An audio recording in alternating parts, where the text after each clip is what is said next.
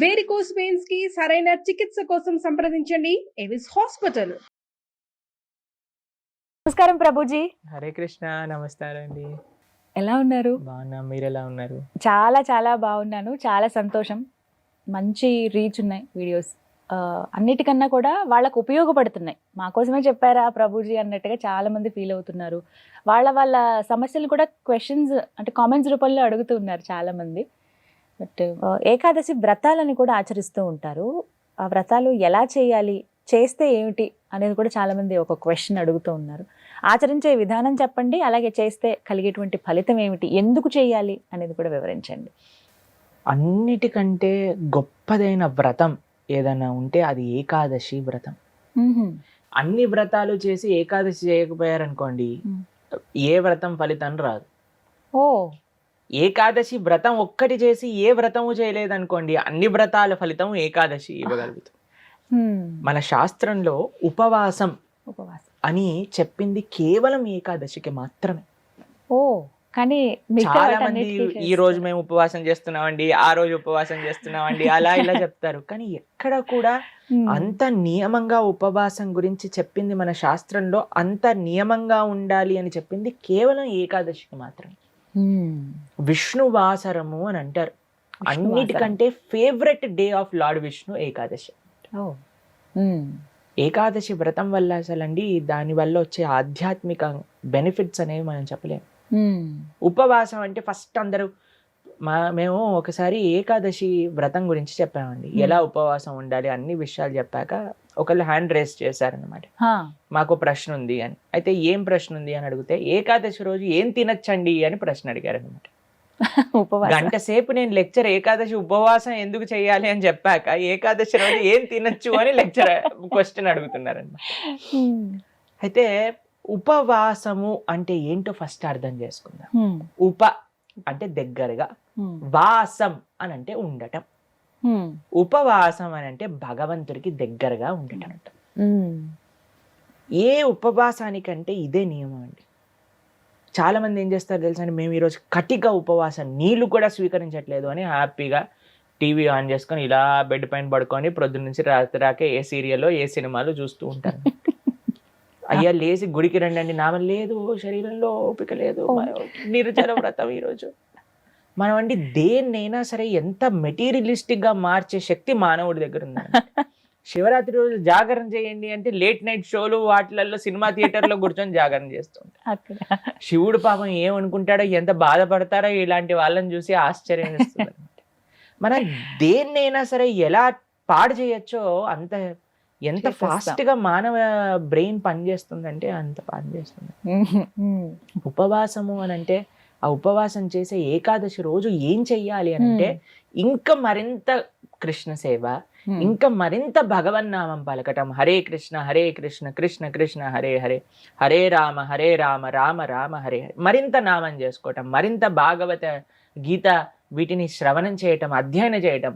ఇది ఉపవాసం, భగవంతుడు దగ్గరగా ఉండటం. మరి ప్రభుజీ ఉపవాసం అంటే తినకుండా ఎందుకు ఉండాలని చెప్తారు? ఇప్పుడు చూడండి, ప్రొద్దు నుంచి లేవంగానే తిండి గోలే కదండి మనకి.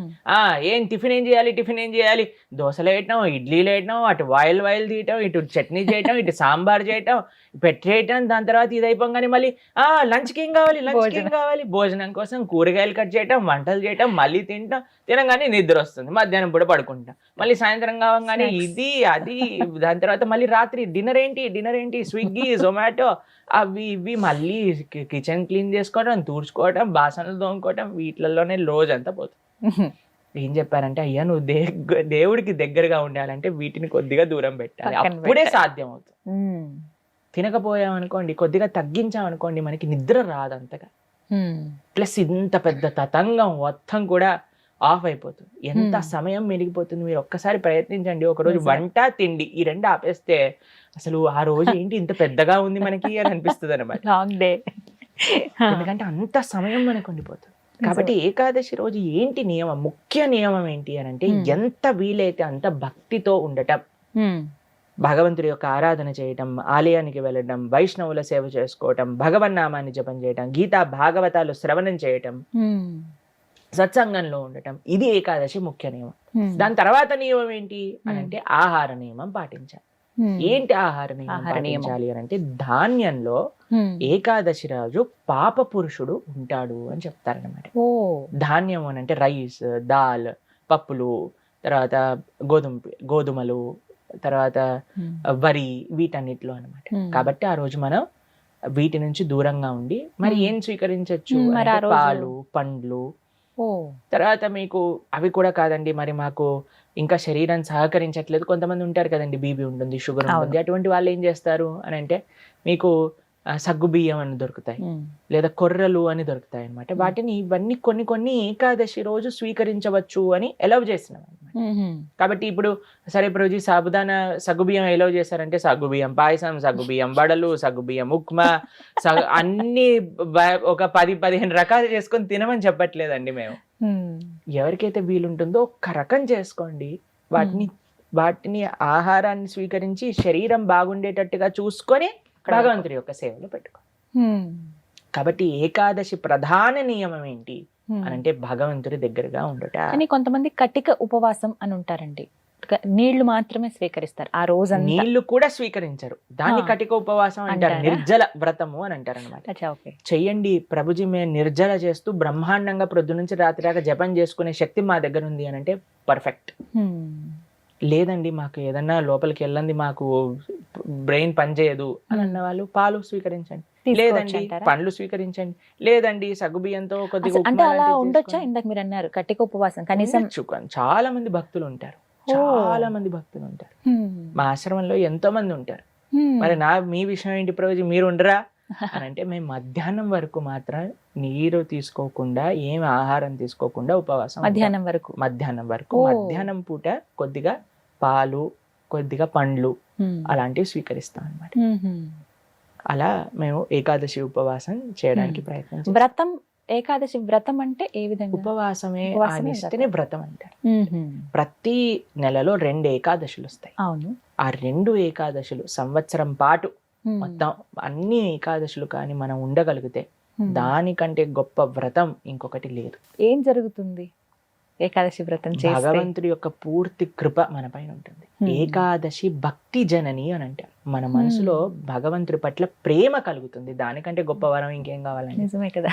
కాబట్టి ఏకాదశి వ్రతం తప్పకుండా చేయాలి. అందరూ కూడా ఆ ఏకాదశి వ్రత మహాత్యాన్ని తెలుసుకోండి, చక్కగా ఏకాదశి వ్రతాన్ని ఆచరించడానికి ప్రయత్నం చేయండి. ఇప్పుడు వైకుంఠ ఏకాదశి చాలా అద్భుతమైన రోజు, మీరు సంకల్పం తీసుకొని ముందుకెళ్ళడానికి. చాలా మంది మమ్మల్ని అడుగుతుంటారు, రోజు మా ఇంట్లో ఎవరో వెళ్ళిపోయారు, లేదా మాకు మైల్ ఉంది, అశౌచం ఉంది, మీరు ఎలా ఉన్నా ఏం జరుగుతున్నా ఏకాదశి మాత్రం పాటించవచ్చు, దాంట్లో ఏం ప్రాబ్లం. ఆ రోజు ఖచ్చితంగా ఇవి వింటే బాగుంటుంది, ఇవి పఠిస్తే బాగుంటుంది. భాగవతం వినాలి, భాగవతం చదువుకోవాలి, భగవన్ నామం జపం చేయాలి, కీర్తన చేసుకోవాలి, ఆలయానికి వెళ్ళాలి, కృష్ణుడికి తులసితో అర్చన చేయాలి.